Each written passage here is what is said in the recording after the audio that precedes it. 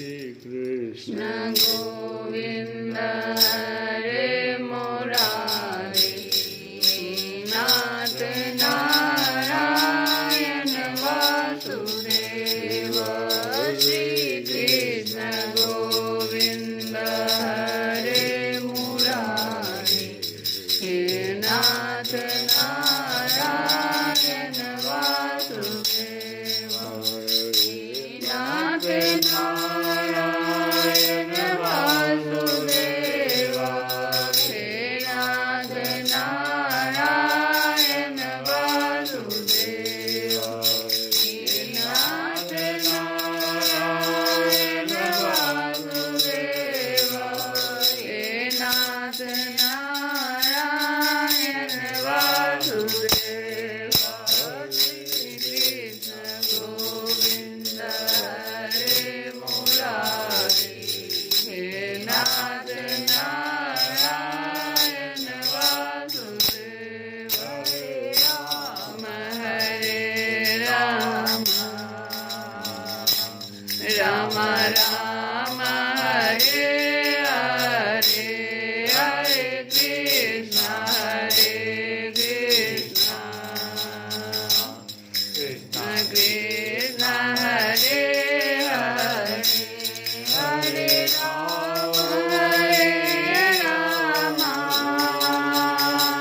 राम राम हरे हरे हरे कृष्ण कृष्ण कृष्ण कृष्ण हरे हरे हरे राम राम राम हरे हरे हरे कृष्ण कृष्ण कृष्ण कृष्ण हरे हरे। जय श्री कृष्ण। जय श्री कृष्ण। कल की कथा में हम लोग सुने कि किस प्रकार से कुब्जा के घर भगवान कृष्ण पहुँचे और उन्होंने कुब्जा से गलती क्या हो गई, ये बहुत ही समझने वाली बात है कि भगवान पधारे, लेकिन वो दुर्बुद्धि, वो दुर्भाग्यनी थी, एक सबरी थी जो नवधा भक्ति की चर्चा भगवान से सुनी और कुब्जा के यहाँ भी भगवान गए, लेकिन वो जो है ना, उतने सुंदर अवसर को क्या कहा जाए, कोई शब्द नहीं वहाँ है, भोग विलास की बातों में जो है समाप्त करके नष्ट कर ले। तो मनुष्य को ऐसा नहीं करना चाहिए। ये तो बहुत बड़ी वहाँ पे जो है ज्ञान की बात जो आई। भगवान कृष्ण साधारण नहीं कुछ है। भगवान कृष्ण के जन्म के समय भोले बाबा भी पहुँच गए थे और आने के लिए भगवान रास में, भोले बाबा रास में आना चाहते थे। तो कथा है कि रास में भगवान मर्यादा कर दिए थे कि सिर्फ महिलाएं ही आ सकती है। तो भोले बाबा ने पार्वती को मनाया कि पार्वती तुम एक काम करो, अपना सहेली मुझे बना करके और सिंदूर टिक्का सब लगा करके, साड़ी पहना करके, और तुम मुझे उस रास में जो है भगवान के पास ले जाओ, मैं वो देखना चाहता। देखो कैसा एक भक्त बहुत सुंदर गा करके किस प्रकार से इस बात को व्यक्त कर रहा है।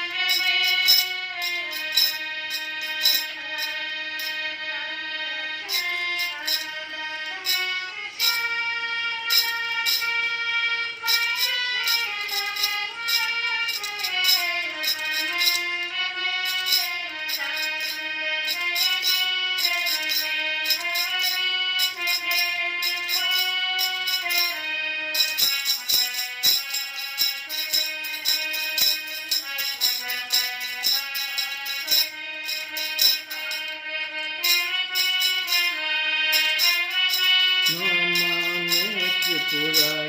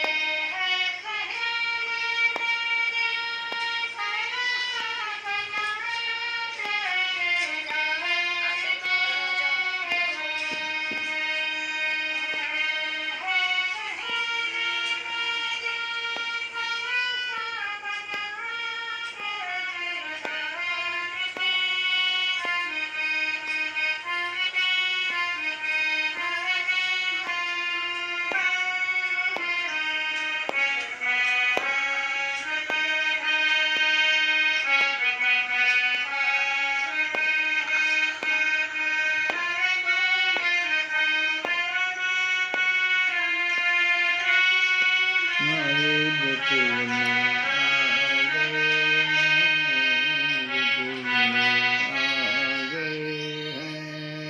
हैं। तो क्या भक्त कह रहा है, सुनो। अर्थ था कि भोले बाबा इतना ज़्यादा व्याकुल है कि पार्वती जी से कह रहे हैं कि मैं भी चलूँगा तेरे संग में, और भगवान जो राधा के संग नाचेंगे वो नाच मैं भी जो है वहाँ मैं भी नाचूंगा तेरे संग। तो पार्वती जी कह रही कैसे संभव है, क्योंकि भगवान ने आज्ञा दे दिया है कि मोहन के सिवा वहाँ कोई पुरुष नहीं रहेगा। रास में सब लोग हंसी करेंगे, ब्रिज की नारी हंसेंगे और सब कुछ गड़बड़ा जाएगा। लेकिन भोले बाबा करें कि नहीं, मुझे तुम ऐसा बना दो, इस तरह का जो है बिंदिया उंदिया लगा के, बिंदिया अपहन के साड़ी, अचाल चले मतवाली, इस तरह से हमको बना दो तो हम क्या करेंगे, कहाँ चले जाएंगे, गोकुल में जाना है, रास देखना। भगवान की लीला इतनी बड़ी है, समझो। उस भगवान के दर्शन का फल कुब्जा ने ना समझ में समाप्त कर दिया। अब आगे की कथा सुनिए आप लोग कि भगवान चूँकि अपने बातों को पूर्ण करने में भगवान जो है ना सब दिन से, चाहे सबरी का घर हो चाहे यहाँ हो, कुब्जा के यहाँ। अब अक्रूर जी को भगवान ने कहा था कि मैं आपके घर भी आऊँगा। तो आज भगवान श्री कृष्ण बलराम जी और उद्धव जी के साथ अक्रूर जी की अभिलाषा पूर्ण करने और उनसे कुछ काम लेने के लिए उनके घर गए। आज की कथा है। अक्रूर जी ने दूर से ही देख लिया कि हमारे परम बंधु मनुष्य लोक शिरोमणि भगवान श्री कृष्ण और बलराम जी आदि पधारे हैं। कथा बहुत गहराई से सुनना कि किसी भक्त के यहाँ भगवान जा रहे हैं तो भक्त क्या कर रहा है।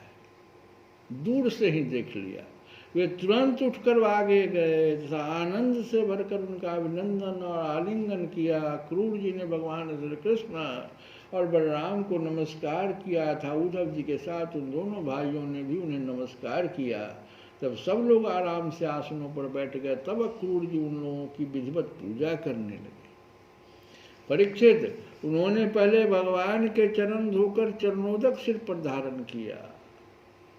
गुरु जी आवे तो किस प्रकार से, भगवान आवे तो कैसे करना चाहिए स्वागत। उन्होंने पहले भगवान के चरण धोकर चरणोदक सिर पर धारण किया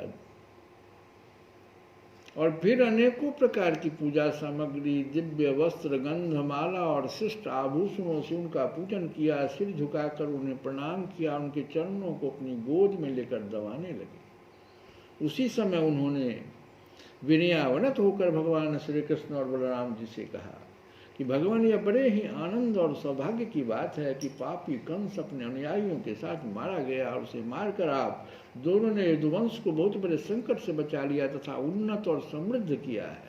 आप दोनों जगत के कारण और जगत रूप आदि पुरुष हैं।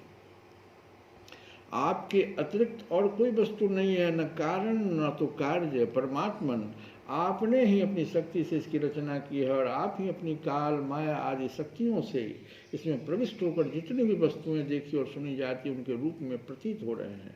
जैसे पृथ्वी आदि कारण तत्वों से ही उनके कार्य स्थावर जंगम शरीर बनते हैं, वे उनमें अनुप्रविष्ट से होकर अनेकों रूप में प्रतीत होते हैं, परंतु वास्तव में वे कारण रूप ही हैं। इसी प्रकार हैं तो केवल आप ही, परंतु अपने कार्य रूप जगत में शिक्षा से अनेक रूपों में प्रतीत होते हैं। यह भी आपकी एक लीला ही है। प्रभु, आप रजोगुण, सत्वगुण और तमोगुण रूपी अपनी शक्तियों से क्रमशः जगत की रचना, पालन और संहार करते हैं, किंतु आप उन गुणों से अथवा उनके द्वारा होने वाले कर्मों से बंधन में नहीं पड़ते, क्योंकि आप शुद्ध ज्ञान स्वरूप हैं। ऐसी स्थिति में आपके लिए बंधन का कारण ही क्या हो सकता है। प्रभु, स्वयं आत्म वस्तु में स्थूल देह, सूक्ष्म देह आदि उपाधियां न होने के कारण न तो उसमें जन्म मृत्यु है, न किसी प्रकार का भेदभाव। यही कारण है कि आप में बंधन है और न मोक्ष।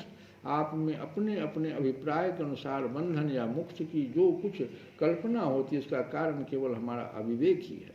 आपने जगत के कल्याण के लिए सनातन वेद मार्ग प्रकट किया है। जब जब इसे पाखंड पथ से चलने वाले दुष्टों के द्वारा क्षति पहुंचती है, तब तब आप शुद्ध सत्वमय शरीर ग्रहण करते हैं।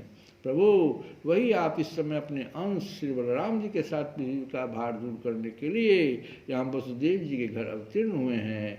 आप असुरों के अंश से उत्पन्न नाम मात्र के शासकों की 100 अक्षौहिणी सेना का संहार करेंगे और यदुवंश के यश का विस्तार करेंगे। इंद्रियातीत परमात्मन, सारे देवता, पितर, भूतगण और राजा आपकी मूर्ति हैं। आपके चरणों की धोबन गंगा जी तीनों लोगों को पवित्र करती है।